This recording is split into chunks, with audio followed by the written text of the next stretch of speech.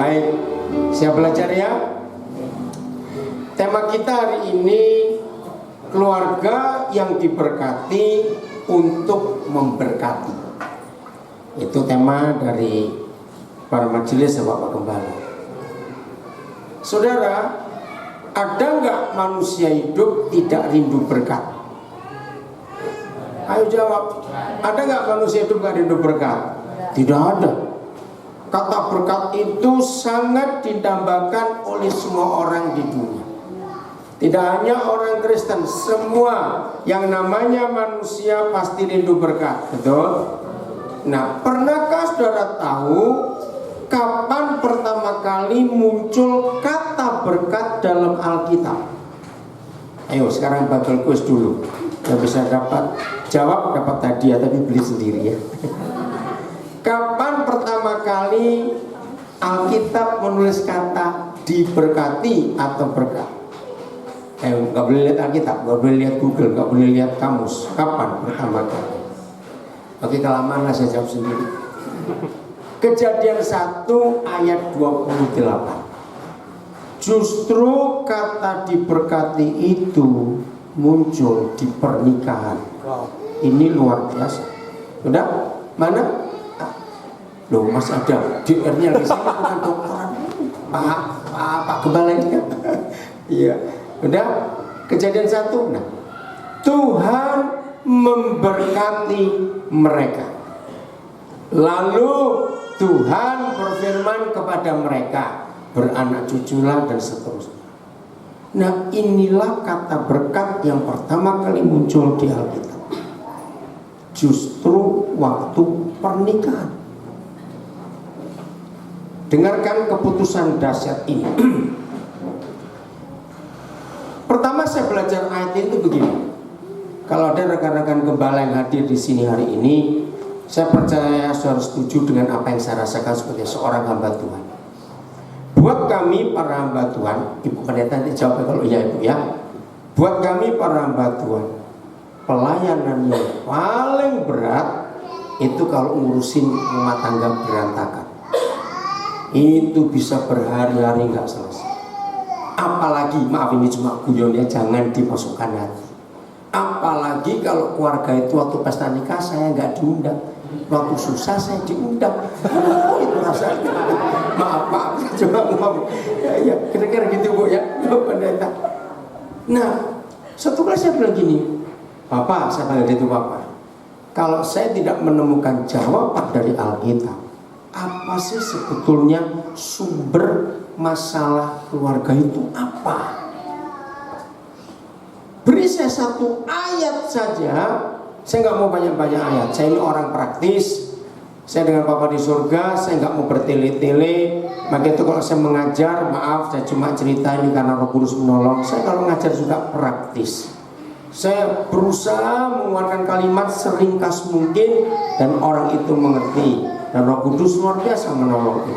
Jadi saya minta satu ayat yang akan menolong setiap pernikahan, sehingga nggak perlu berhari-hari saya menyelesaikan masalah. Pokoknya siapa yang melanggar firman itu, nah itu sumber masalah keluarga. Muncullah ayat ini. Nanti saya terangkan. Wah, saya kaget sekali.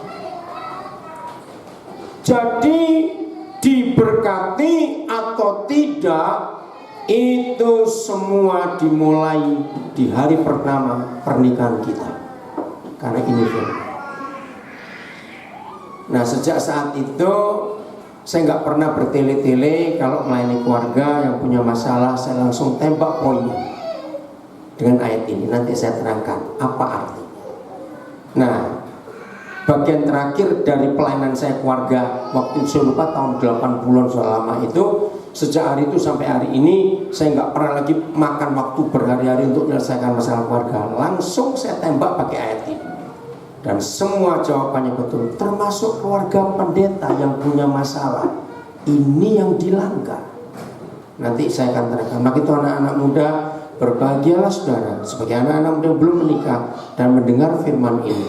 Keluarga yang diberkati untuk memberkati. Ini kata luar biasa. Setelah hari ketiga tidak selesai juga. Saya bilang, Papa saya nggak sanggup, saya minta hari terakhir besok, hari keempat. Selesai nggak selesai, saya mau selesai sudah. Saya bilang gitu. Apa yang Tuhan nyatakan? Beginilah, Daniel, kalau kamu balik ke keluarga itu besok, ingatkan saja janji nikah mereka. Betul juga kalau gitu. Ingat toh, jangan nikah kan ada janji nikah. Nah, balik saya ke hari keempat. Oke ya, sudah 3 hari kita nggak ketemukan masalah. Dan lebih hebatnya lagi, 2 orang ini walaupun bukan hamba Tuhan, bukan majelis, tapi mereka tuh ngerti firman. Makin sulit orang ngerti firman itu diterangkan. Kalian sudah ngerti firman, gini aja deh. Ingat nggak janji nikah kalian? Wih, si suami dengan gagah perkasa, saya ingat betul. Kenapa kamu langgar? Nah, dengarkan para pendeta, ini yang saya pegang. Waktu itu bukan saya mengucapkan, saya didikte oleh pendetanya. Habis sudah begini. Berarti siapa yang bertanggung jawab dong? Dia didikte. Nah, sejak hari itu kalau saya berganti pernikahan, nggak ada dikte, ngomong sendiri. Saya bilang begitu. Tidak boleh baca juga, dari hati harus keluar. Ingat Ahok, ya. Kalau saya nyebut Ahok, sudah ada yang ngajak apa? Saya bilang penjual pulsa di pojok situ, awas kamu ya, ini gubernur DKI itu loh. Nah, Ahok adalah pejabat pertama di Indonesia, pertama kali. Setiap kali dalam konfrontasi, dalam tuduhan, dalam macam-macam, Ahok cuma mengatakan 2 kalimat ini. Saya tunduk pada konstitusi, undang-undang negara, dan saya pegang sumpah jabatan saya. Betul tidak? Maka itu dia nggak bisa diganggu gugat karena undang-undang dia pegang. Janji nikah itu mutlak. Maka itu tolong gereja jangan membuat janji nikah itu baku, surat tertulis di sinode, di doktrin gereja, salah. Itu penting. Bahkan saya menemukan, oke, kita tinggalkan dulu Kejadian 1, Maleakhi 2:14. Satu-satunya peristiwa tidak ditulis 2, 10, 50 kali di Alkitab, hanya 1 kali ditulis. Kapan Papa di surga hadir menjadi saksi? Itu cuma sekali. Dia hadir memberkati, banyak ayat. Dia hadir menolong, dia hadir membuka jalan, dia hadir menyembuhkan, ada banyak. Tapi cuma 1 kali dia hadir menjadi saksi, waktu kita nikah. Ini dia. Dan kamu bertanya, oleh karena apa? Kalau saya panjangkan jelaskan, oleh karena mereka persembahan imam-imam ditolak oleh Tuhan.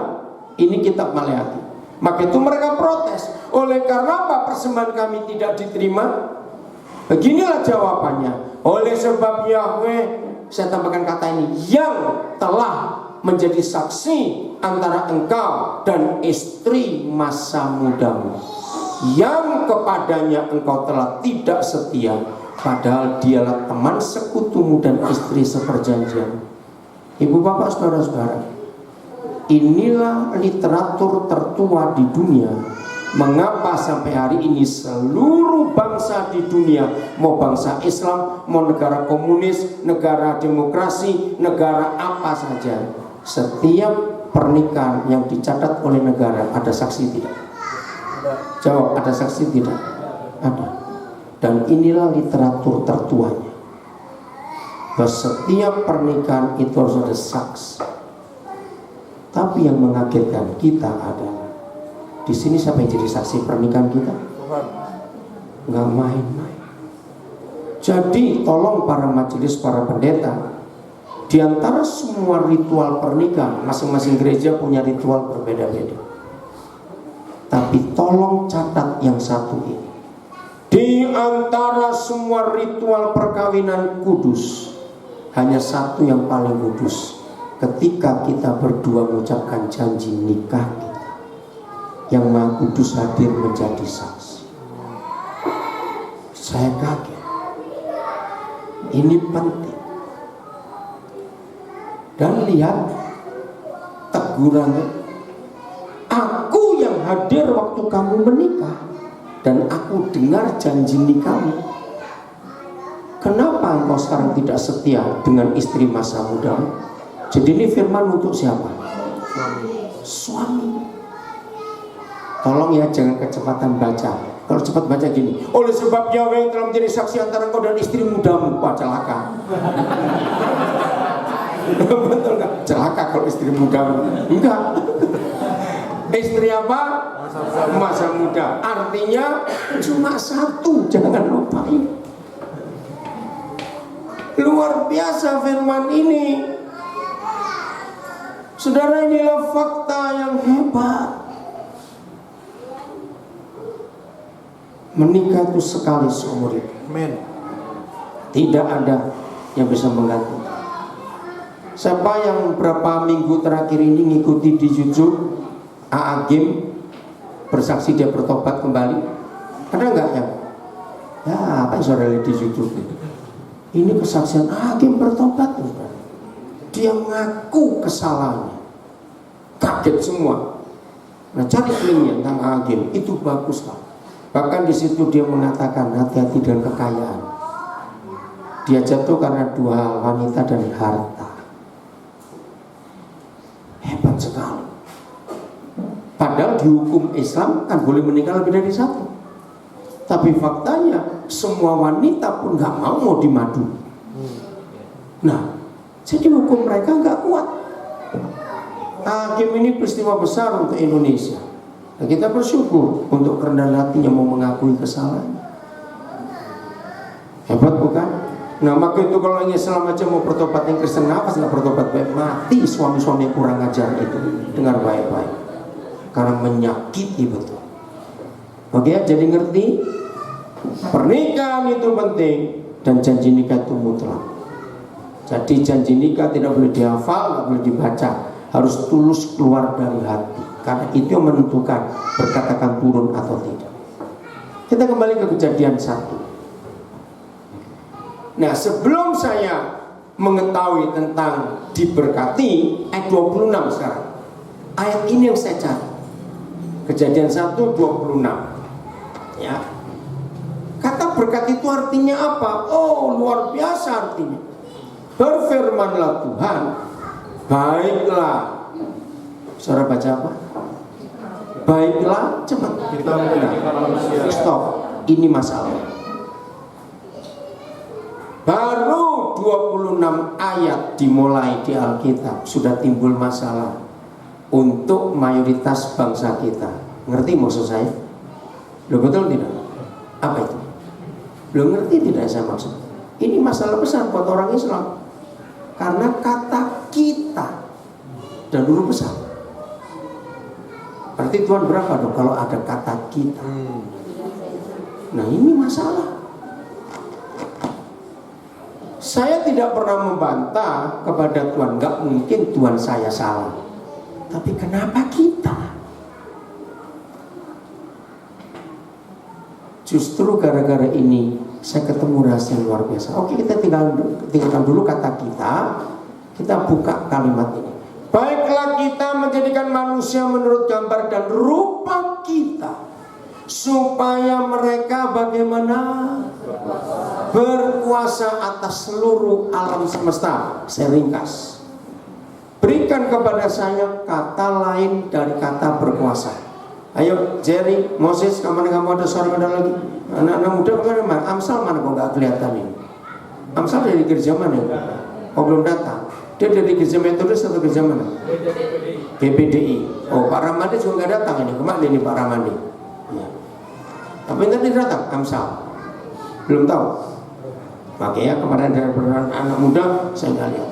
Lihat. Apa kata lain berkuasa? Cepat. Memiliki otoritas, berdaulat, apalagi cepat berkuasa, punya wewenang, betul, apalagi memerintah. Itu yang saya tahu. Saya mikir, kapan pelantikannya? Loh, betul tidak? Loh, boleh tak? Menerima wewenang, menerima otoritas, menerima apa tadi kata di sini? memiliki kuasa apa tadi? Berdaulat dan memerintah tanpa pelantikan, sah atau tidak pemerintahan itu. Nah, akhirnya saya cari, kalau Bapa di surga memberi manusia kedaulatan, wewenang, otoritas, memiliki kuasa untuk memerintah, berarti harus ada pelantikannya. Saya cari, soalnya ternyata nggak jauh dari ayat 26. Ayat 28 tadi, kembali multimedia ayat 28. Saya cari di beberapa terjemahan yang saya mengerti bahasanya, ada yang menulis dan Tuhan melantik mereka. Jadi pernikahan itu enggak asal pro forma, mereka berlutut laki perempuan lalu tangan pendeta di tangan kepala, enggak saudara. Lebih dari itu, ini pelantikan. Maka itu saya bisa menemukan Maleakhi 2 ayat 14. Nah, dari pelajaran ini saya langsung memberi suara sebuah teori kebenaran, bukan teologi, bukan doktrin gereja mana, tapi ini kebenaran. Cara belajar Alkitab, kalau satu ayat saudara temukan dan tidak mengerti, jangan coba-coba cari buku lain, walaupun itu buku rohani, untuk menerangkan Alkitab. Itu penghinaan. Alkitab ini bukunya buku-buku, ngerti nggak maksudnya? Alkitab ini induknya semua buku di dunia. Alkitab ini sumbernya semua buku. Kalau dia induknya, kalau dia sumbernya, kalau kita mendampingkan buku yang di bawah otoritas dia, itu melemahkan dia. Saya tidak akan pernah mempelajari Alkitab, ada buku lain di samping Alkitab. Tidak akan. Bukan saya sombong, sebab Alkitab itu satu-satunya buku di dunia yang mampu menerangkan dirinya sendiri tanpa bantuan buku lain. Katakan amin, saudara. Ini kemutlakan yang saya temukan dalam hidup saya.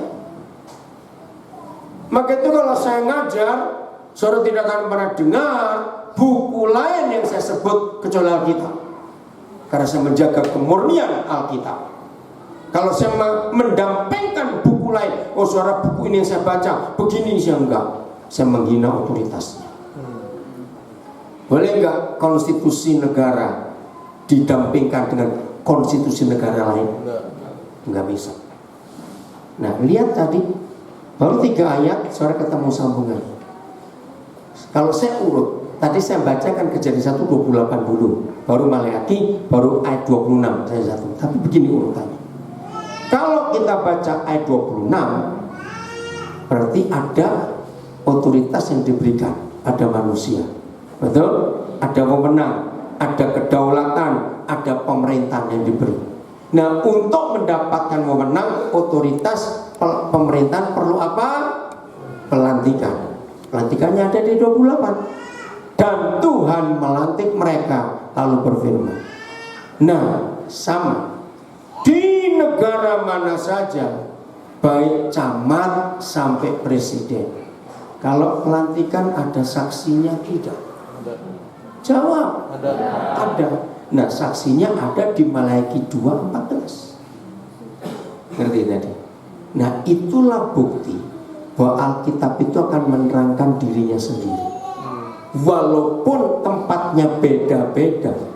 Misalnya kitab Kejadian ini diterangkan oleh Maleakhi, nanti kalau saudara baca kitab Yeremia bisa diterangkan di kitab Roma, misalnya begitu. Saudara baca kitab Wahyu nggak ngerti artinya, nanti kitab Lukas yang menjelaskannya. Ngerti ya maksud saya itu? Maka itu Alkitab ini buku hebat, dia akan menerangkan dirinya sendiri. Saya pernah baca sebuah tulisan yang hebat di suatu gereja di negeri Belanda. Alkitab itu adalah satu-satunya buku di dunia. Siapa saja yang membaca dia, maka dia akan baca orang yang membacanya. Saya setuju. Ngerti nggak maksudnya? Kalau kita baca Alkitab, maka kita akan dibaca oleh dia. Salahmu di sini, kamu itu begini, kamu itu begitu, harus begini, harus begitu. Hebat nggak Alkitab itu? Luar biasa. Maka itu saudara, mulai hari ini cintai buku yang hebat ini. Katakan amin. Itu sumber kehidupan, sumber segala-galanya. Kalau sempat saya akan buktikan beberapa hal kecil saja, tapi itu penting. Oke? Jadi kapan kita diberkati? Waktu kita menikah. Jadi yang belum menikah, cepatlah menikah supaya diberkati. Wis masuk rekaman. Oh iya Pak.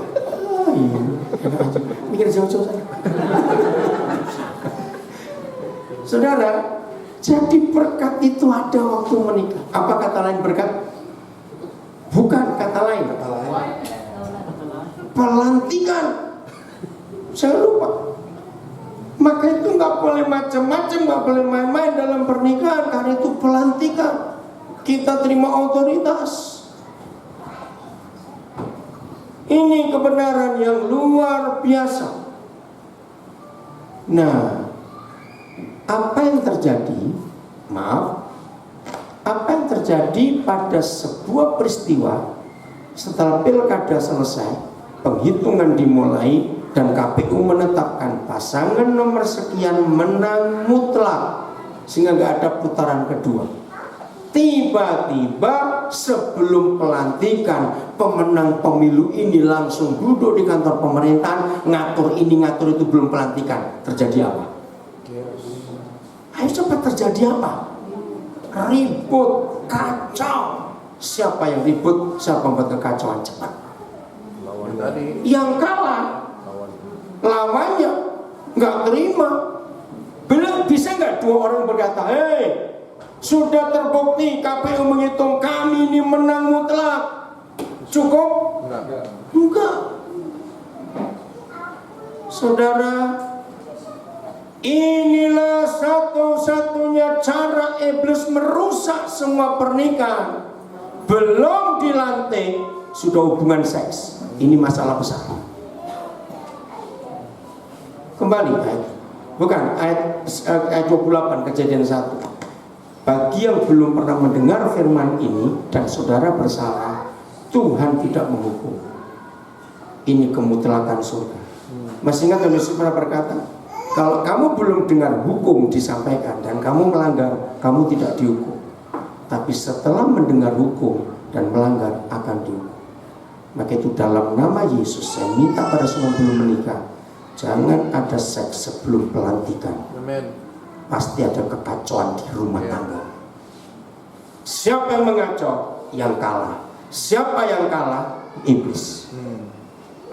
Maka itu sejak saya mengerti ayat ini, saya nggak perlu sehari, cukup 10 menit masalah keluarga itu selesai. Bertobatkan. Ini penting, saudara. Lihat urutannya. Diberkati untuk jadi suami istri, baru ada perintah jadi papa mama. Ya. Betul? Jangan dibalik. Jangan jadi papa mama dulu baru jadi suami istri. Ini masalah besar. Ya. Maaf, jujur, siapa yang rumah tangganya berantakan sampai hari ini, mungkin tidak jangan rendahkan hati berdua di hadapan Tuhan. Jangan-jangan waktu saudara menikah ini dilanggar. Saya cuma cerita ya, kemuliaan buat Tuhan, maafkan saya. Mungkin saya satu-satunya orang, bukan cuma satu-satunya buat Tuhan. Kami menikah, saya menikah itu diberkati 3 kali loh, saudara. Harusnya 4 kali, tapi saya nggak mau apa-apa nih orang-orang. Kenapa sampai begitu? Maaf, saya cuma cerita. Istri saya warga negara Kanada, walaupun dia kelahiran Cirebon. Jadi harus diberkati di Kanada dulu. Karena semua minta, yang di Indonesia nggak terima, nggak bisa, karena kamu Indonesia. Karena saya ini kan teman banyak. Maka itu waktu saya menikah nggak pakai undangan, karena bingung mau yang diundang ini siapa. Pasti kelewatan. Jadi waktu itu belum ada Facebook, kami menikah tahun 92. Jadi 1 Juli 92 kami diberkati di Kanada. Nah, saya bilang pada istri saya, ini masalah loh. Saya bilang, loh kenapa? Karena 3 kali pemberkatan. Harusnya Kanada, Indonesia, Australia, Eropa. Gila nggak ini menikah mau begitu banyak? Kenapa mereka minta semua saya berkati di negara itu? Karena saya ini sudah keliling dunia dalam pelayanan. Akhirnya saya nawar, yang Australia datang aja ke Indonesia lebih dekat. Untuk apa menikah rak bolak-balik begitu? Tapi Eropa kecewa. Jadi kami diberkati pertama 1 Juli 92, diberkati kedua 17 Agustus 92 itu di Surabaya karena saya orang Surabaya. Yang ketiga 14 November 92 di Belanda di kota Den Haag.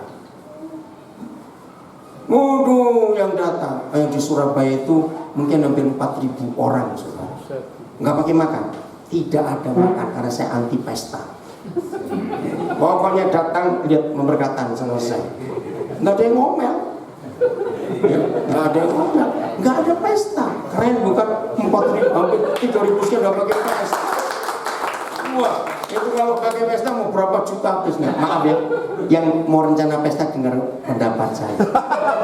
Satu, Alkitab melarang kita pesta. Karena kita pengkhotbah berkata, lebih baik ke rumah duka daripada ke rumah pesta. Betul? Alasan kedua, orang pesta nikah itu sombong, pamer kekayaan. Ini duitku banyak. Nah, maaf ya, orang berkata gini, tapi nanti orang ngomong apa kalau kami itu nggak pesta? Nah, saya berikan jawaban. Berarti yang minta pesta dia atau kita? Lu jawab. Dia. Nah, ngomongnya gini, yang mau pesta kan kamu. Jadi kamu buat pesta, kami yang datang. Enak. Alasan ketiga, dengar ini baik-baik. Semewah apa pesta itu, sayang uangnya. Itu untuk beli rumah pengantin jauh lebih bagus. Betul? Alasan keempat, dengar baik-baik. 3 jam jadi tai semua. Itu saya lihat juga. Jadi tai 3 jam. Yang kelima, untuk apa menyenangkan orang yang hobinya makan gratis? Orang-orang kayak begitu tuh nunggu orang kawin saja, kurang ajar itu. Setuju saya ngomong ini? Awas anak-anak muda mau pesta ya. Saya melarang betul-betul untuk itu. Untuk apa? Dekorasi sekian ratus juta sekarang, habis itu rusak lagi, aduh uang segitu banyak dibuang-buang. Nggak usah pesta, betul. Hargai orang yang mau datang ke memberkatan pernikahan kita. Berarti orang itu nggak cari makan, kita aja sudah. Betul? Jadi kami nggak pakai pesta. Saya bilang risiko tanggung sendiri, makan lapar cari sendiri. Kalau toh saya punya uang, nggak akan saya mau keluar uang untuk pesta. Mereka datang juga loh saudara. Waduh, sampai kaget untuk memberkatan. Nah itu yang di Surabaya itu yang khotbah itu 6 pendeta, termasuk Pak Yusuf Roni. Waktu itu saya minta tidak ada pakai jas, semua pakai pakaian adat. Jadi Pak Yusuf Roni pakai adat Palembang, pakaian kebesaran kerajaan Palembang, wah luar biasa. Semua pakai batik, pakai pakaian daerah. Saya tidak mau karena dari dulu saya nggak suka dasi dan jas. Itu Eropa, bukan Indonesia. Saya bilang begitu. Wow. Jadi pernikahan kami luar biasa. Oke, 14 November di Den Haag. Nah saya bilang pada istri saya, karena ini semua pemberkatan pernikahan kudus. Jadi kita tidak boleh ada hubungan seks sebelum ketiga kali selesai. Bayangkan, kan ini pernikahan kudus. Kami nggak boleh main, kami nggak boleh melanggar firman ini. Maaf saya cuma cerita. Maka itu Tuhan berkati kami menikmati berkat rumah tangga itu luar biasa. Apakah gara-gara 3 kali? Saya juga tidak mengerti.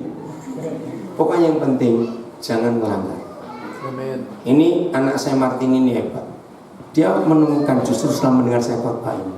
Lihat ya, kamu ngomongin bagian itu, levelnya itu, yang level itu cepatan sih, kan direkam ini loh, jangan lama-lama. Nah ini dengarkan, Martin. Sudah itu. Oh iya. Apaan sih Pak? Berapa level kok kamu? Oh oke. Jadi kita hidup sebagai manusia, saudara-saudara. Awalnya itu kita lahir sebagai apa? Bayi ya. Setelah bayi itu anak-anak. Setelah anak-anak jadi apa? Remaja. Setelah remaja jadi pemuda. Setelah pemuda jadi dewasa. Setelah dewasa jadi suami istri. Setelah suami istri jadi papa mama. Setelah jadi papa mama jadi kakek nenek. Kalau umur panjang jadi engkongco, buyut, apa segala macam itulah ya. Dengar baik. Kenapa 99% orang menikah gara-gara kecelakaan bisa cerai? Gara-gara seperti ini. Mereka ngelengkapin berapa step yang seharusnya kita jalanin. Yang harus kita jalanin setelah kita dewasa, kita jadi suami istri. Tetapi kalau kita di remaja, kita melakukan hubungan seks sebelum waktunya dan kita hamil, wanita itu hamil, saudara-saudara, cewek itu hamil, kita melewati berapa step? Bayi, anak-anak, remaja. Dengar baik. Remaja, pemuda, dewasa, suami istri, papa mama. Berarti 5 step dilewatin. Kita aja yang udah nikah nggak langsung mau punya anak. Alasannya apa? Nggak siap. Kenapa saya bilang nggak siap? Karena lebih mudah jadi presiden daripada jadi orang tua. Presiden kalau udah gagal melakukan pekerjaannya bisa mundurin diri. Pernah nggak dengar saudara-saudara mama papa bilang begini sama anaknya, nak papa mama udah nggak sanggup, saya mundurin diri jadi anak papa mama. Ya, jadi kurang lebih gitu. Kenapa bisa cerai pasti menikah gara-gara kecelakaan? Karena ngelewatin 5 step itu. Tepuk tangan buat orang yang satu ini. Nah, saudara, inilah masalah besar. Tahun ini Indonesia gempar karena ada seorang pendeta pengarang lagu hebat menceraikan istri yang menikah lagi. Jangan tanya, nggak usah berdiskusi siapa. Waktu mereka nikah 20 lebih tahun yang lalu, saya sudah melarang. Pendetanya saya kenal baik, jangan dinikahkan. Ini masih SMA 2 anak ini. Tapi pendetanya ngotot, sudah hamil. Saya terangkan, walaupun sudah hamil nggak apa-apa, daripada korbannya banyak. Nah, saya pendetanya sudah meninggal, jadi saya nggak bisa menuntut dia. Tapi waktu sidang perceraian pertama, saya ketemu pendetanya. Saya tanya, karena dia tahu firman kok. Apa kamu mau lanjutkan? Iya. Jawabannya begini, ya karena memang dari dulu saya nggak cinta. Maka itu hamil sebelum menikah itu belum tentu cinta. 99% itu hawa nafsu. Tolong rekan-rekan pendeta, jangan nikahkan walaupun sudah hamil. Alasannya 3. 1, terangkan kepada 2 pihak orang tua ini, lebih baik kita berkorban sekarang, malu sebagai orang tua, daripada nanti yang kedua. Kalau sudah cerai anak-anak ini karena 90% hamil sebelum menikah dan dinikahkan 90% pasti cerai. Nanti alasan saya tunjukkan. Nah, kalau sudah cerai, bagaimana orang tua ini? Anak-anaknya jadi janda dan duda, masih muda. Terus cucu ini jadi apa? Alasan ketiga, jangan menikahkan orang karena hawa nafsu. Itu neraka betul. Lebih baik tunggu. Nah, sambil nunggu, maka pihak pria yang bertanggung jawab membiayai semua masa kehamilan ke dokter sampai setelah anak lahir pun, dan kita sebagai gereja terus mengikuti perkembangan mereka. Ternyata memang mereka nggak cinta. Ya sudah, jangan dinikahkan. Tetap pihak laki yang bertanggung jawab sampai pihak perempuan ketemu jodoh yang benar. Itu baru benar. Nah, dengarkan, ini fakta. Saya buat research. Maafkan saya kalau pernah ada kasus ini di Pagar Alam atau sekitar saudara dengar, maafkan saya. Saya tidak bermaksud mengatakan warga itu, tapi dengarkan. Saudara pernah melihat tidak? Hampir semua anak pertama yang jadi sebelum papa mamanya menikah, ini anak masalahnya luar biasa. Dari kecil sudah berontak, keras kepala, bandel, nakal, sampai dewasa sudah menikah buat masalah. Dengarkan penyebabnya, dengar ya, pelajari ini baik-baik. Begitu firman Tuhan ini dahsyat, melanggar, ngeri. Begini, semua bayi itu sangat tergantung suasana hati papa mamanya atau tidak. Papa mama tegang, gak usah berkelahi. tegang saja. Bayi kita tidurnya resah malam itu. Rewel, cerewet, jawab iya atau tidak. Kenapa dia bisa merasa? Karena itu hati. Nah, karena anak ini belum siap dilahirkan oleh orang tua yang belum siap jadi orang tua. Capek nggak terpaksa jadi orang tua itu? Coba jawab. Capek bukan capek badan loh. Setuju saya ngomong ini? Capek apa? Capek hati, capek mental, capek pikiran. Dengan terpaksa, orang tua terpaksa ini waktu masih muda harus kerja cari duit buat anak. Malam perlu istirahat tidak? Perlu. Tapi karena istirahat pun sedang marah-marah, anak ini gelisah. Anak gelisah karena orang tua gelisah. Orang tua tambah jengkel nggak lihat anak kecil? Makin jengkel orang tua, anak ini makin apa? Makin keras. Makin nangis. Makin nangis anak ini, orang tua jadi lebih marah. Jadi sejak bayi anak ini sudah mendendam kemarahan. Karena tiap kali orang tua ini bertengkar, pelampiasannya ke siapa? Ke anak. Maka itu ketika umur 3 tahun, anak ini mulai merontak, matanya melotot atau dimarahi, mulai melawan. Karena capek dari bayi, disalahkan terus. Nggak bisa protes. Dengarkan ya, ini bahayanya besar sekali. Lanjut. Ketika teman-teman papa mamanya masih kuliah, lalu bilang studi tour ke Singapura, ke Jakarta, kemana, kan kirim kabar ke temannya yang sudah terlanjur jadi papa mama. Jawab pertanyaan saya, bagaimana hati papa mama terpaksa ini melihat teman-temannya berkarya, jalan-jalan cepat? Iri. Bukan cuma ini, mereka marah, mereka jengkel.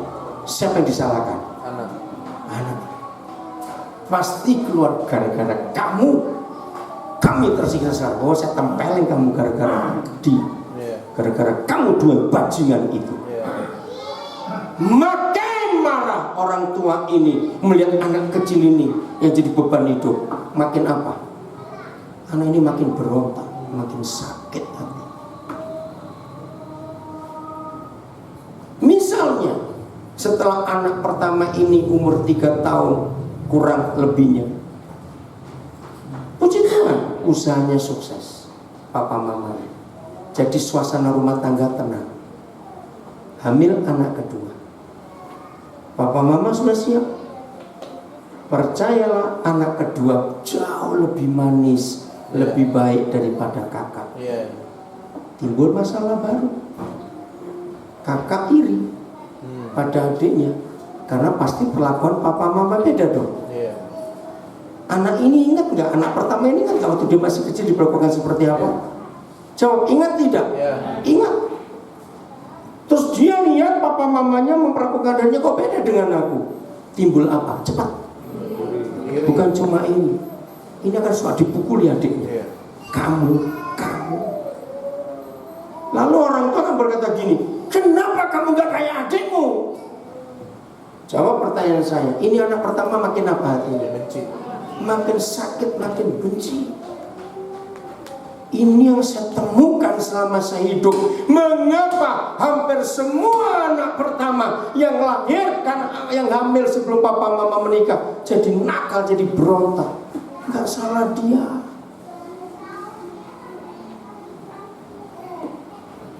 Saudara, kita harus tahu keadaan. Maka itu anak-anak muda jangan melanggar hukum ini. Setuju melanggar ini? Harus dilantik dulu baru ada seks. Harus dilantik dulu baru boleh memerintah, ada otoritas. Kalau tidak ada yang demo dan setan yang demo. Maka itu sampaikan firman ini kepada siapa saja yang saudara kenal yang rumah tangganya berantakan, suruh bertobat. Tuhan pasti mengampuni kok. Karena pengampunan masih terjadi sampai hari ini. Tapi ingat, setelah kita dengar hukum ini jangan melanggar. Itulah Tuhan kita yang luar biasa. Saya nanti akan beri kesempatan untuk saudara bertanya, karena ini penting. Saya tahu akan ada banyak pertanyaan dalam hidup saudara mendengar firman. Jadi ini yang terjadi, saudara, dalam hidup. Maka itu, ayo mulai hari ini kita menghormati firman Tuhan. Amin. Firman yang dahsyat. Jadi firman ini telitinya luar biasa. Nah, dalam pernikahan itu nggak sempat dilantik, nggak diberkati. Coba lihat Kejadian 9 ayat 1-2. Ayat 9 ya, ini bukti. Firman yang sama di Kejadian 1:28 untuk Adam dan Hawa, firman yang sama diucapkan Yahweh Tuhan kepada Nuh. Lalu Tuhan bagaimana? Lalu Tuhan bagaimana? Memberkati Nuh dan anak-anaknya, serta berfirman kepada mereka beranak cucu. Sama nggak dengan ayat 28 tadi? Nah, inilah bukti ternyata Nuh sampai punya anak 3 dan 3 anak sudah menikah semua, belum sempat dilantik. Kenapa kok bisa? Karena zaman itu jahat. Ya, oke, kita lihat Kejadian 6 supaya saudara makin tahu. Kejadian 6. Maka itu ketika Nuh keluar dari bahtera, baru ada pelantikan. Sebelum itu mereka belum dilantik. Kejadian 6 mulai ayat 1. Ketika manusia itu mulai bertambah banyak jumlahnya di muka bumi, dan bagi mereka lahir anak-anak perempuan, terus ayo ayat 2 ya. Maka anak-anak Tuhan melihat, anak-anak Tuhan di sini adalah keturunan Set yang masih takut akan Tuhan, bahwa anak-anak perempuan manusia itu cantik-cantik. Siapa itu anak manusia? Itu keturunan Kain. Saya percepat saja. Lalu mereka mengambil istri dari antara perempuan-perempuan itu, siapa saja yang disukai mereka. Catat, disinilah terjadi pertama kali kawin campur dan kawin ngawur. Asal suka, ganti-ganti nggak karuan. Zaman itu memang zaman kacau. Maka itu nggak ada pelantikan pernikahan itu. Siapa saja suka semau-maunya. Ngeri ya? Ayat 3 terus. Berfirmanlah Yahweh, rohku tidak akan selama-lamanya tinggal dalam manusia, karena manusia adalah daging, hawa nafsu, percabulan, itu maksud daging. Tetapi umurnya kan 120 tahun saja. Terus ayat 4. Pada waktu itu, pada waktu kapan? Bukan pada waktu perkawinan kacau, campur dan ngawur. Kenapa saya menemukan kata kawin campur dan ngawur? Kawin campur karena orang benar menikah dengan orang tidak benar. Ingat kemarin malam kita hari pertama, ya rekamannya ada di PID, saudara bisa minta. Ini malam ketiga. Nah, malam pertama kita belajar orang laki-laki dari keluarga Lewi kawin dengan perempuan Lewi, itu Keluaran 2 ayat 1. Lahirlah Musa. Jadi tidak boleh kawin dengan yang tidak seiman. Tidak boleh. Harus orang benar. Risikonya besar. Nah, karena kawin ngawur, bukan suku, Tuhan tidak membedakan suku, tapi roh. Roh Kudus. Misalnya bagian pria perempuan ini penuh Roh Kudus, tapi pihak pria penuh roh kuda. Anaknya jadi apa? Itu loh maksudnya. Ngerti ya ilustrasi saja itu. Harus sama-sama orang benar. Maka itu ketika kawin campur terjadi dan kawin ngawur, ngawur adalah sesama anak Tuhan tapi hidupnya gak kudus. Pada waktu kawin campur dan kawin ngawur terjadi, lahirlah monster. Orang raksasa ini monster terjemahnya. Nephilim dalam bahasa Ibrani. Ada di bumi juga pada waktu sesudahnya. Karena apa? Karena ketika anak-anak Tuhan, orang-orang benar menghampiri anak-anak manusia dan lahirlah anak bagi mereka. Inilah orang-orang yang gagah perkasa di zaman purbakala, orang-orang kenamaan. Saya marah pada penterjemahnya ini. Ini ngawur sama sekali. Terjemahnya sebegini. Inilah orang-orang jahat, raksasa. Kata raksasa bukan gede tubuhnya, rohnya yang kacau. Di zaman itu orang-orang yang terkenal jahatnya. bukan kenamaan, bukan gagah perkasa itu positif, ini negatif semua. Ini salah terjemahannya. Maka itu di mana ada kawin campur, kawin ngawur, kasihan anak-anak itu. Maka itu tidak diberkati, nggak dilantik, karena zamannya kacau. Nah, setelah keluar dari kapal itu, nanti banjir besar, baru Tuhan melantik mereka 4 keluarga sekaligus. Nah, dengan kejadian 9 itu, gereja berhak melantik pernikahan. Walaupun sudah tua pasangan itu, tapi dulu waktu mereka menikah belum percaya Tuhan Yesus. Harus dilantik, bukan dilantik lagi, nggak ada kata lagi, belum pernah diberkati kok. Gereja harus melakukan pemberkatan supaya sah. Hebat ya, Alkitab itu begitu teliti. Jadi kalau saudara ketemu keluarga-keluarga teman-teman yang dulunya belum percaya Yesus, sekarang sudah, walaupun sudah punya cucu, harus ada berkat. Sudah tua, anak-anak sudah besar, harus dilantik lagi. Ngerti ya? Karena pelantikan itu penting. Tuhan memberikan otoritas, memberikan kuasa dalam keluarga. Saya kagum sekali akan kebenaran itu. Oke, kita lanjutkan. Hakim-Hakim pasal 13. Ada keluarga yang luar biasa, yang hidupnya mentaati firman Tuhan. Nah, inilah keluarga yang diberkati. Ya, di hari malam pertama kita sudah baca kejadian Hakim-Hakim 13 ini tentang siapa yang lahir? Simson. Nah, ini keluarga yang hebat. Hakim-Hakim 13 ayat 1 mulai. Ayat 2 aja, ayat 2 langsung saja. Hakim-Hakim 13 ayat 2. Pada waktu itu ada seorang dari Zora, dari keturunan orang Dan, namanya Manoah, istrinya mandul, tidak beranak. Ayat 3.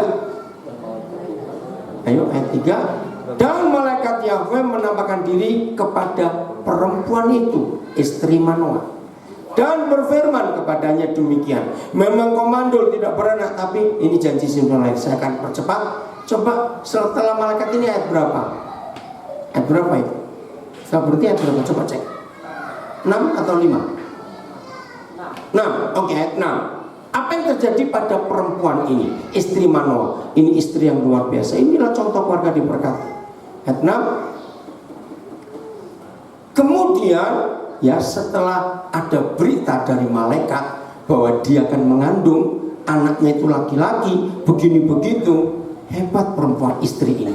Dan kemudian istri itu datang kepada suaminya dan berkata, telah datang kepadaku seorang abdi Tuhan yang rupanya sebagai rupa malaikat Tuhan, amat menakutkan. Tidak kutanyakan dari mana datangnya, dan tidak juga diberitahukannya namanya kepadaku. Terus, ayo. Tapi yang berkata, nah saya nggak usah baca ayat yang keberapa ini? 7 ya. Ayat 7. Nah, begini maksud saya. Kalau Hawa melakukan seperti yang istri Manoah lakukan, dunia ceritanya lain atau sama? Beda. Ngerti nggak maksud saya? Seandainya Hawa seperti istri Manoah, ketika ada orang atau pribadi datangin dia dan dia beritahu suaminya, ceritanya kan lain dunia. Nah, istri Manoah ini istri yang luar biasa. Ketika dia didatangi Tuhan, dia cari siapa? Suami. Ayat mana? Mana ayatnya? 6. Ini ayat berapa? Saya nggak lihat, kepotong di sini. Oh, 7. Mana? Coba, saya nggak paham. Kita 6 ya, 6. Coba lihat 6 dulu.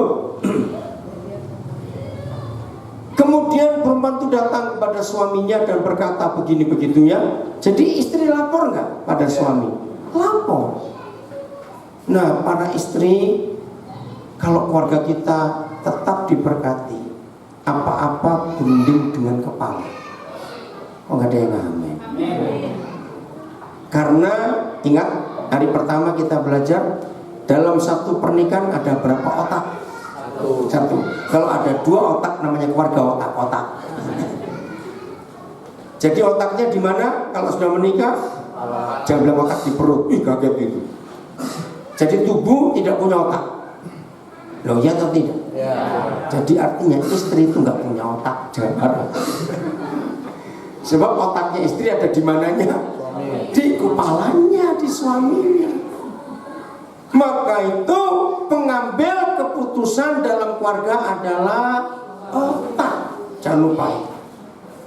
Otak itu pemegang palu terakhir. Tubuh boleh usul. Betul? Siapa pagi-pagi, aduh, pengen makan pempek misalnya pagi-pagi, tubuhnya usul, tapi kepala memutuskan, setiap hari sarapan pempek terus. Nah, walaupun tubuh usul dan usul ditolak kepala, tubuh bisa berkata gini, makan sendiri, aku mau makan pempek saja. Mungkin nggak itu terjadi? Nah, suami istri belajarlah menghormati hukum pernikahan itu. Pengambil keputusan adalah kepala.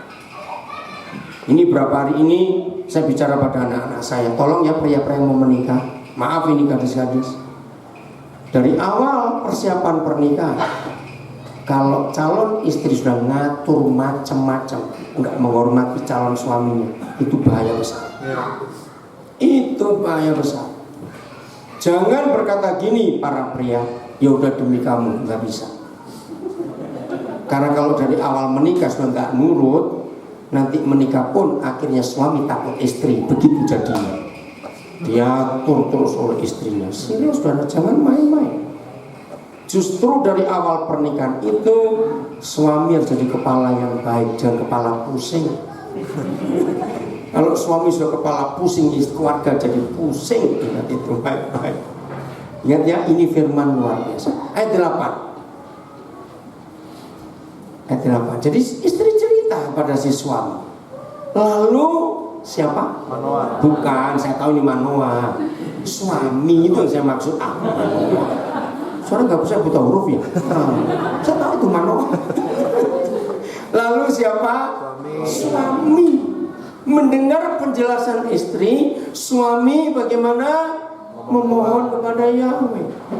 Katanya, ya Yahweh, berilah kiranya abdi Tuhan begini ya. Saya nggak usah baca lagi. Ini suami yang luar biasa. Yang berdoa siapa? Laki-laki. Suami. Ayat 9. Ini yang saya kagum. Maka Tuhan mendengarkan Permohonan suami. permohonan suami. Sudah pintar ya. Maka Tuhan mendengarkan permohonan suami. Tapi yang aneh, ini yang saya mikir, sehingga malaikat Tuhan datang pula kepada istri. Loh, kok bisa? Bukankah Tuhan sendiri yang berfirman? Dia menjawab permohonan suami. Tapi kenapa istri yang dikunjungi? Nah, di sini peranan istri yang luar biasa. Dengarkan. Siapa pernah punya pengalaman? Ini saya tanya suami-suami ya, jujur. Kalau ada, angkat tangan supaya saya hitung berapa suami punya pengalaman. Berapa kali ada peristiwa dalam sebuah keluarga ketika suami sedang transaksi bisnis kecil maupun besar, ada orang datang, istri tiba-tiba merasa, Pak jangan dengan dia Pak, kok aku rasa nggak enak. Tapi dasar suami keras kepala berkata, kamu tahu apa perempuan? Pernah peristiwa itu terjadi? Enggak lama kemudian, betul ini pembohong atau penipu. Nanti enggak cerita ini. Ada pernah dengar kasus itu? Nah inilah fakta. Ternyata Papa di surga itu jauh lebih suka bicara pada perempuan daripada laki-laki. Alasannya ada dua. Sebab laki-laki itu keras kepala. Kedua, laki-laki itu sombong. Jadi kalau ada perempuan, ingat waktu pengadilan Tuhan Yesus, Pilatus jadi, ingat gak? Kenapa Bu? Kenapa kok Pak Edi Bu? Dengar ya, laki-laki itu makhluk paling sombong sedunia. Maka itu tolong istri-istri, kasihanilah kami. Lo serius, kami ini sombong, itu mau takdir. Begini ya. Perempuan itu kalau ditegur salah langsung nangis. Kalau laki-laki tidak, putar cari alasan dulu. Betul tidak? Maka itu jangan bilang betul-betul aja. Tolonglah kami para istri begitu. Jadi kalau negur kami para istri, jangan di depan orang lain atau di depan pembantu. Buat kami itu menyakitkan sekali. Tolong istri dengar itu baik-baik. Nah, lihat, perempuan itu ini alasan yang paling penting. Mengapa Tuhan lebih banyak bicara pada perempuan daripada laki-laki? Perempuan itu makhluk sensitif, tahu kata itu ya, peka. Siapa pernah lihat di bandara? Oh, di bandara Pagar Alam belum ada. Jangan marah, saya cuma ngomong. Harusnya semua bandara itu ada apa namanya, muter terus radar. Ih, kok lupa, ada radar. Tahu ya radar? Tujuannya untuk apa? Untuk mengetahui pesawatnya sampai mana. Pagar Alam belum ada ya bandaranya ya. Kasihan. Enggak. Nah, perempuan itu seperti radar. Dari jauh sudah bisa nangkap. Siapa pernah punya pengalaman? Pasti orang Pagar Alam punya pengalaman. Karena hampir semua anak-anak kita sekolahnya pasti keluar. Betul? Apalagi sudah SMA atau perguruan tinggi. Karena di sini belum ada. Ketika anak kita nggak telepon, nggak SMS, tapi anak itu ngalami apa-apa, yang merasa dulu bapaknya atau ibu. Nah, itu dia. Lagi tidur ini. Yang bapak ini si istri gelisah, putar kiri, putar kanan. Itu disikut ini suami. Kamu tidur enak saja, nggak mikiri anak. Nah, lihat toh, suami marah, tidur enak-enak disikut. Anak kenapa? Tuh nggak ada kabar apa-apa. Betul? Nah, itulah laki-laki. Jadi Tuhan itu bicara pada perempuan lebih banyak karena sensitif, karena peka, karena perasaan. Maka itu laki-laki kalau ngomong menurut pendapat saya, nah itu laki. Kalau perempuan menurut perasaan saya. Begitu ada laki-laki pakai perasaan, kamu kayak cewek saja. Nah begitu masalah. Nah bayangkan, pikiran ada di atas ini kepala, ini pendapat, ide, perasaan ada di hati. Jaraknya cuma sekian senti loh saudara. Nggak ada kepala dan hati jaraknya 1 meter, jerapah itu nggak mungkin lah. Nah otak dengan hati yang cuma sekian senti ini nggak pernah ketemu, betul tidak? Maka itu suami istri ribut terus. Sebab yang satu jalan pakai perasaannya, satu jalan pakai pikirannya, ini saling bertengkar. Kok kamu nggak bisa ngerti perasaanku? Ya nggak bisa, memang nggak punya perasaan laki-laki itu. Tolong ibu-ibu, hargailah kami. Jangan dipaksa kami bisa merasa, kamu nggak bisa merasa. Tapi begitu pula suami, jangan paksa istrimu pakai otaknya, karena otaknya dari kamu. Amin. Jadi hargailah suami-suami istri kita itu. Kalau diajak mikir itu nggak bisa. Artinya suami itu laki-laki mandangnya bisa jauh ke depan. Istri cuma jarak pendek.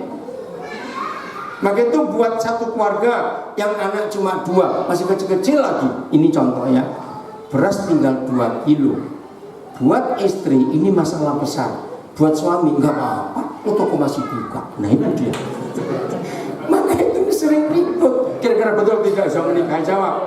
Nah maka itu jangan ribut mengangkat otak dan hati otak. Janganlah, saling menghargai. Hebat bukan? Nah ini dia.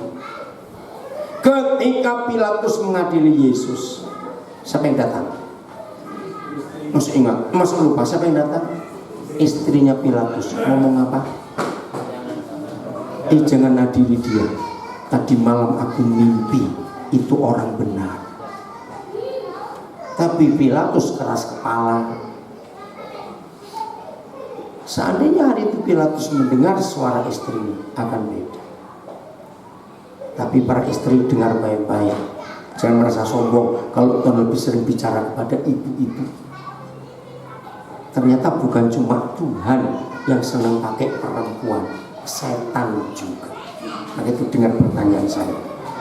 Dalam dunia mistik, kakek sihir atau nenek sihir? Ayo jawab cepat. Ayo, kakek sihir atau nenek sihir sakti? Luar biasa ini. Ternyata setan pun pakai perempuan. Takut jadi. Hebat ya Alkitab ini. Nah maka itu ketika suami permohonannya didengar, tapi yang dijawab, loh, yang dijawab siapa? Loh, yang dijawab ini loh. Sehingga malaikat Tuhan datang pula kepada. Nah ini rahasia. Itu sebabnya para istri, jaga radar saudara, jangan sering rusak. Ngerti maksudnya? Kalau radar istri sering rusak, ngaco jadi. Maaf ini. Jadi hebatnya papa kita, dua orang ini punya peranan yang berbeda, tapi saling melengkapi. Maka itu nggak boleh saling iri hati di antara kita berdua, karena peranan kita beda-beda. Nah kalau pernikahan kita melakukan hukum surga ini, pasti berkat melimpah di keluarga kita, dan kita mampu jadi berkat buat banyak orang di dunia ini. Itu yang Tuhan mau dalam hidup kita. Ayat 9. Apa yang terjadi? Ayat 9? Ini 9 Pak. 10 kali. Ini 9. Oh 10 ya, 10. Oke, ya udah 10 sama. 10 mana? Kok lama? Jadi datang lagi kepada istri. Tapi lihat sikap istri ini. Istri-istri perhatikan, istri Manoah ini hebat. Kemudian perempuan itu, istri itu segera tersantai. Lari. Segera berlari memberitahukan kepada suami. Makasih Bu Gembala, kepada suaminya. 2 kali dia hormatnya luar biasa pada suami. Lagi sekali, kalau Hawa melakukan ini, dunia akan lain ceritanya. Selanjutnya, kemudian istri itu segera berlari memberitahukan kepada suaminya, katanya kepadanya, orang yang datang kepadaku baru-baru ini menampakkan diri pula kepadaku. Suami nggak boleh sombong, nggak boleh iri hati pada istri kalau istri seperti ini. Ayat 11. Nah ada konsep penting setelah kita menikah, ya. Lalu bangunlah si suami dan perhatikan. Ini bukan suami dibawa ke teya istri, bukan loh ya. Kata mengikuti artinya karena suami nggak tahu di mana malaikat itu. Bukan mengikuti tunduk, beda loh ya. Karena itu kan istri. Setelah sampai kepada orang itu, berkatalah suami kepadanya, engkaukah orang yang telah berbicara kepada perempuan ini? Jawabnya benar. Nah terus ayat berapa itu? 13 ya, 13. 12. Enggak, sekarang 13. Oh betul. Iya 12. 12. Sekarang 13. Saya cepat aja. 13. Jadi suami ini tanya. Nah, terus ayat berapa? Ada kata kami itu 13 ya. Oh kelewat 11 tadi berarti. Udah nggak coba 11. Yang Manoah berkata kepada perempuan kepada malaikat itu 12 sih. Coba lihat Alkitab saudara yang berbicara kepada kami. Oh ya terima kasih sebentar.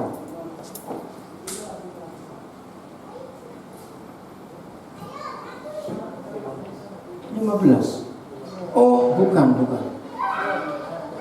Tunggu. Bilang. Ayat berapa kemudian?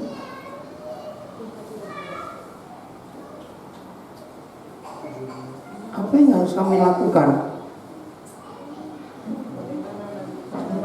Bukan. Ada buku Alkitab enggak? Ayat berapa? 17. Bukan. Oh iya, terima kasih Sus. Tolong ini kasih kembali. Maaf. Sebentar Sus, di sini aja dulu. Bentar.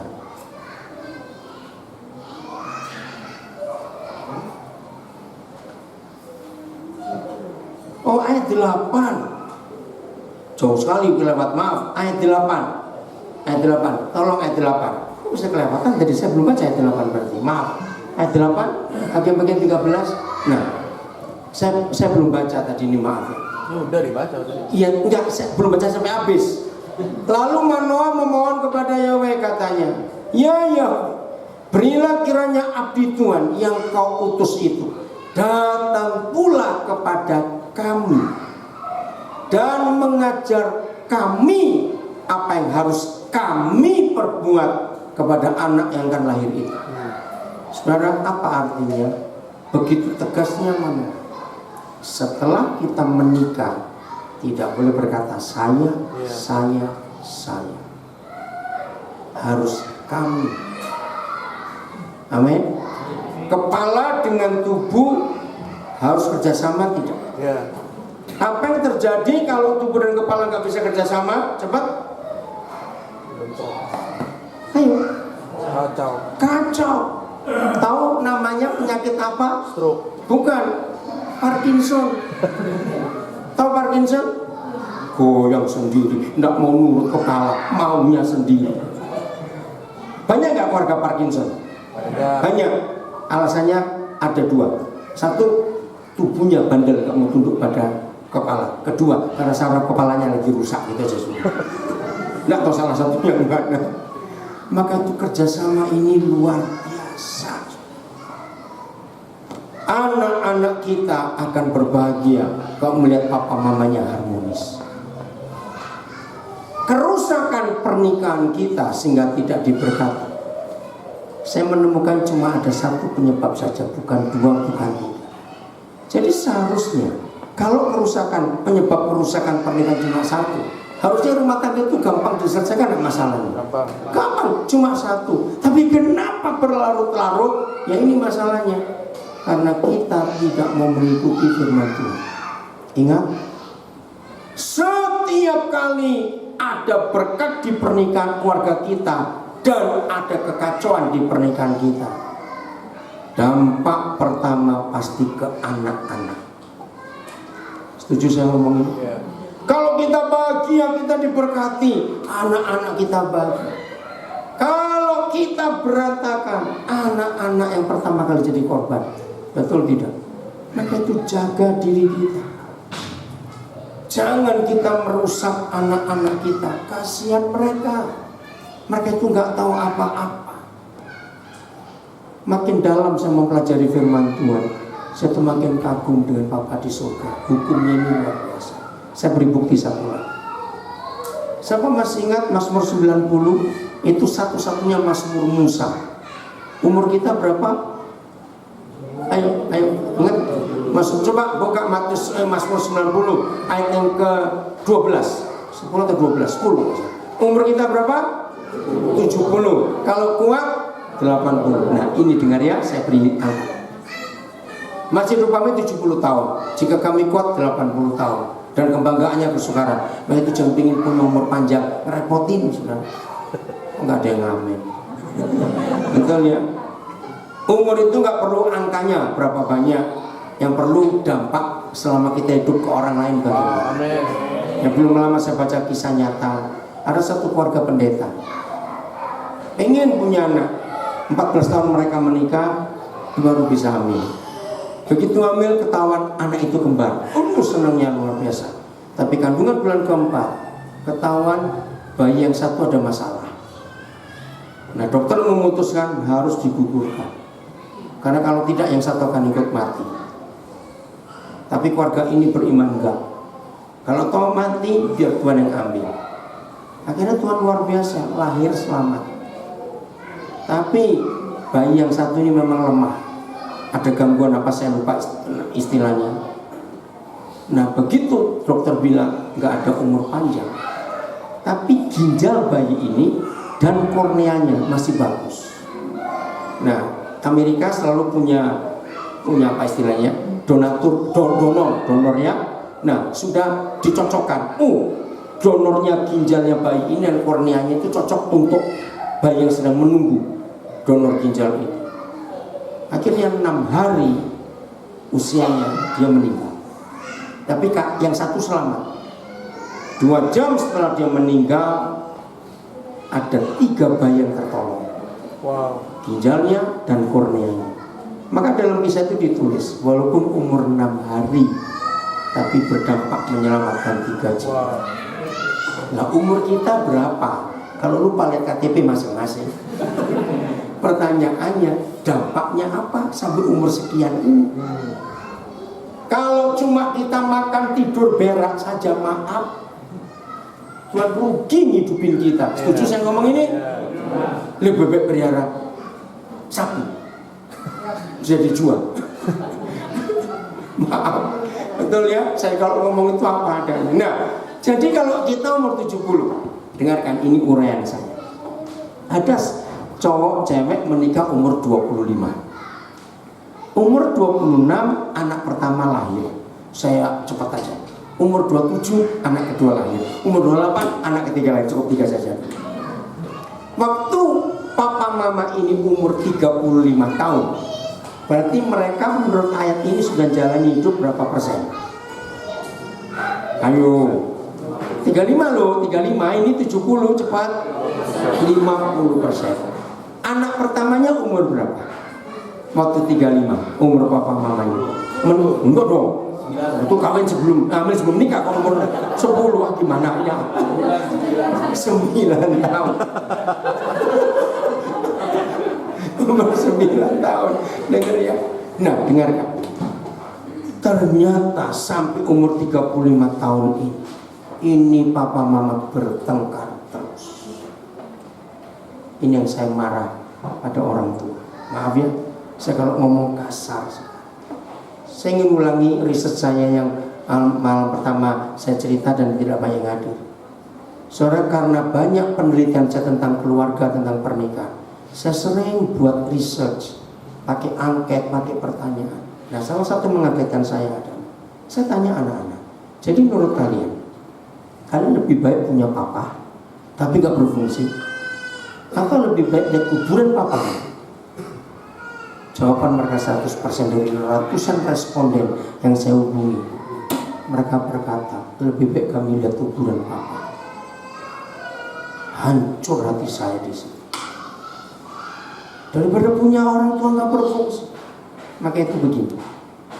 Ketika kita sudah menjalani hidup 50% dan anak-anak kita baru melangkah menikmati hidup, tapi kita sakiti mereka, kita sengsarakan mereka karena kita bertengkar terus. Dengar, saya sampaikan kepada semua orang tua yang rajin bertengkar, lebih baik mati kamu dalam nama Yesus. Serius, saya berkata begini atas nama anak-anak, sebab tidak ada seorang pun di antara mereka yang pernah minta dilahirkan sebelum mereka lahir. Tidak ada anak-anak yang pernah buat proposal kepada orang tuanya, lahirkan saya, tolong lahirkan saya. Setuju? Maka itu ketika mereka tidak pernah minta untuk dilahirkan dan mereka ada di antara kita, lalu kita sakiti mereka, sakit mereka itu dalam sekali.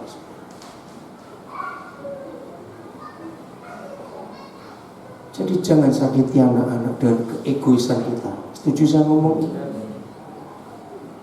Maka itu ini yang saya mau katakan, satu saja yang diperlukan dalam pernikahan kita supaya surga turun ke bumi, supaya berkat terus mengalir, mengampuni.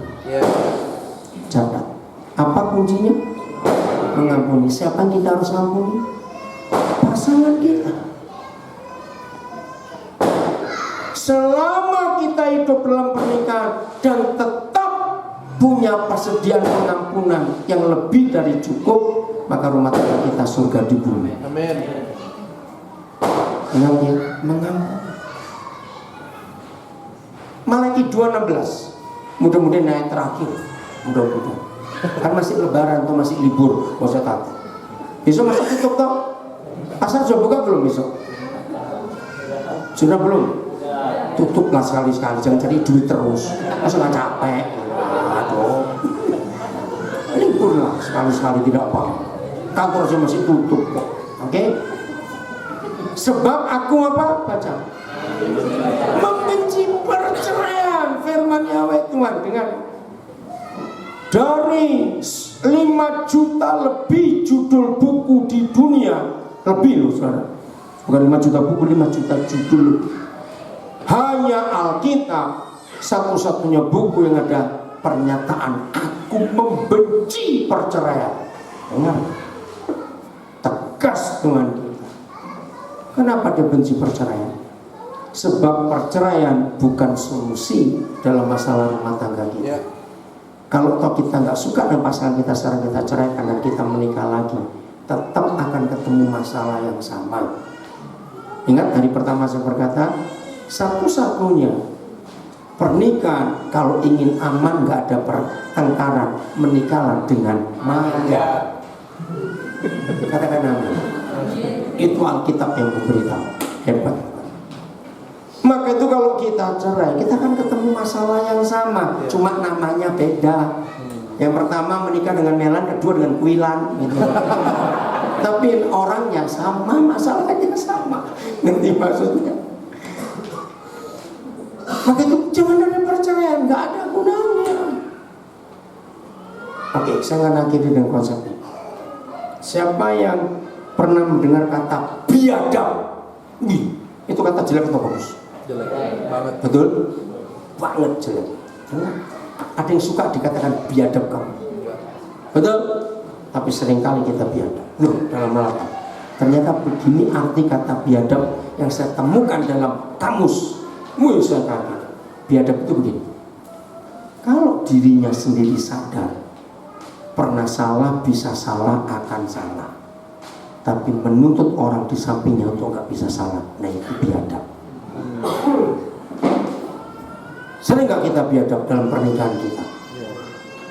Lu jawab. Oke, saya tanya. Ada nggak manusia hidup nggak pernah salah? Ada. Boneka? Kok nggak ada gimana?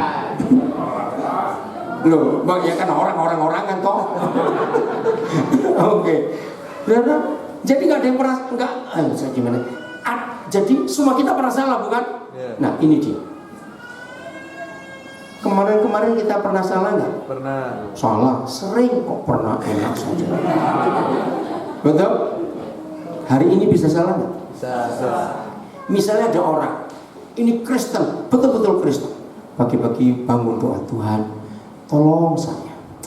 Hari ini saya berusaha untuk jaga mulut saya, jaga mata saya, jaga telinga saya, jaga pikiran saya. Untuk saya nggak salah, saya jaga. Tuhan tolong. Wih, doanya serius. Saya tanya, Tuhan dengar doa seperti itu? Tidak. Artinya, apakah betul orang itu nggak akan salah sehari itu? Nggak mungkin nggak salah, pasti salah. Loh, kok nggak percaya sini gimana sih? Oke, mungkin sudah nggak ngerti bahasa Indonesia. Oke, saya tanya begini loh. Kalau ada orang Kristen pagi-pagi bangun, doanya serius, Tuhan tolong saya, hari ini saya nggak ingin berbuat salah. Saya akan jaga mulut saya akan jaga telinga saya nggak salah dengar, saya jaga mata saya jaga pikiran saya. Apakah betul dia akan nggak salah hari itu? Loh, kok ragu-ragu? Apa betul dia nggak akan salah hari itu? Tidak bisa, akan tetap salah, namanya manusia kok. Betul? Jadi kemarin-kemarin kita sering, mana yang sering itu sombong sekali ini.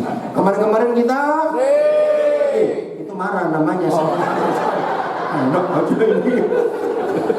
Hari ini bisa, bukan sering, bisa lah, gitu. Besok-besok Pasti akan salah lagi. Maka kita biadab. Kalau memaksa di samping kita nggak boleh salah. Iya. Bukan cuma jahat, bisa biadab. Iya. Maka itu suami istri yang mengaku aku nggak pernah salah, matilah orang itu sekarang dalam nama Yesus. Iya. Itu sumber masalah orang kayak begitu.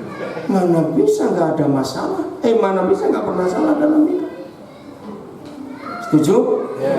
Mau berubah melari? Amin. Apa kunci berkat di pernikahan kita? Masuk lupa apa? Mengampuni. Siapa yang kita ampuni? Bukan tetangga kita, apa sih? Siapa yang kita ampuni? Pasangan kita sampai ini loh.